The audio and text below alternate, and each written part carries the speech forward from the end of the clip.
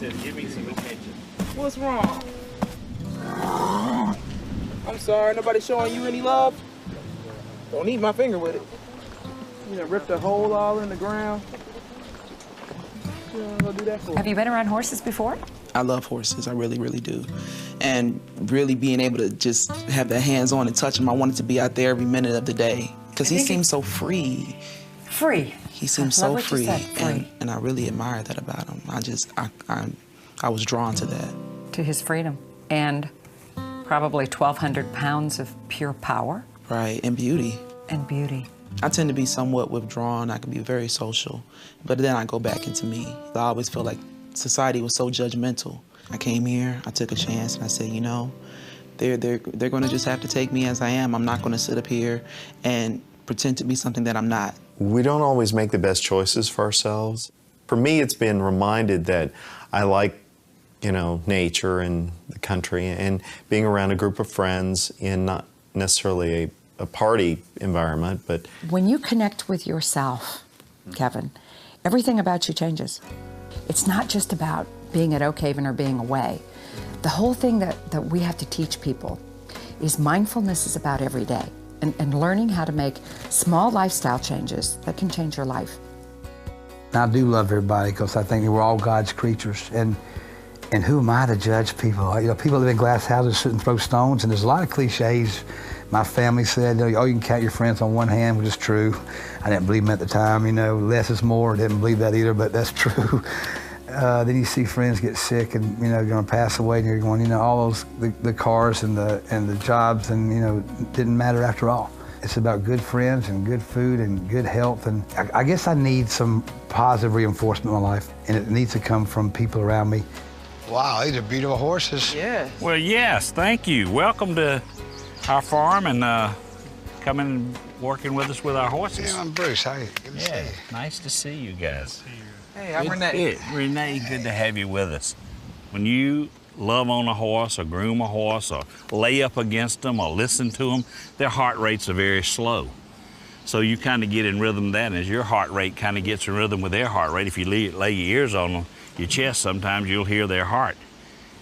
The truth is, for us, statistics show the lower the heart rate, the longer you live. So the lower our heart rate, like you lower the blood pressure. Right. The lower your blood pressure, the longer you live. Now you got me excited. That's right, we do. Stand close to the horse. Right. And just pull this down him. He likes it, it scratches him. One thing it does is stimulate endorphins in him. You'll see just a little bitty hair coming off of him there. And these, like I said, these are very gentle guys, so they don't mind you brushing on them, they want you to. Okay.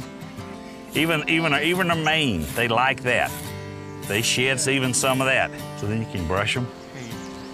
All right, I'll let you work. She just needs a brush mainly. Yeah, that's great. That's good babies. And she likes it. And if you notice them, as you get to brushing them, most of the time their heads will drop low, and it's because they're getting relaxed. And it's amazing, the more you do that too, you'll be surprised. You'll get more relaxed. As her blood pressure and pulse go down, your blood pressure and pulse go down, and then you've got a heck of a health benefit right there. Great. Well, that's good. For each person that I'm meeting with, I've spent a lot of time thinking of a word that I wanted to give them, that I thought might help them as they prepare to leave Oak Haven. And as I've watched you through these last days with the immense changes in you, and I see this new you emerging that you're actually fertilizing and paying attention to, the word has to be joy. It is a spiritual word. It is a divine word. It is the word of the holy. It's like the seed that was in you from before your birth that was so powerful that you felt you had to manage it. And up here for these days you thought, I don't have to manage anything. I get to get that watering can to this seed of joy and pour all the water and fertilizer and light that I can on it. My word for you is commitment. Commitment. Okay. You emulate what needs to be in the world. Well, thank you. And what I see, though, is you come here and do that in your pure state. Before you leave here, I'm wishing for you, because you'll be here for a few more days, is I hope that you can have a commitment to the practices. And think of it as, what's practice mean? Practicing. Right. You practice till our last breath. When you're on your last breath, and you're laying there or sitting there, And you're to go to the next realm, you can sit there and smile and go, I committed to practicing this and my life is different. So if I had to name one word that I would want to give you before you left is confidence. But I really believe in the amazing power of new beginnings and learning new ways to live. And I think your greatest part of your life is ahead of you. Well, y'all have done an amazing job on them. They're back to looking like ladies and gentlemen now.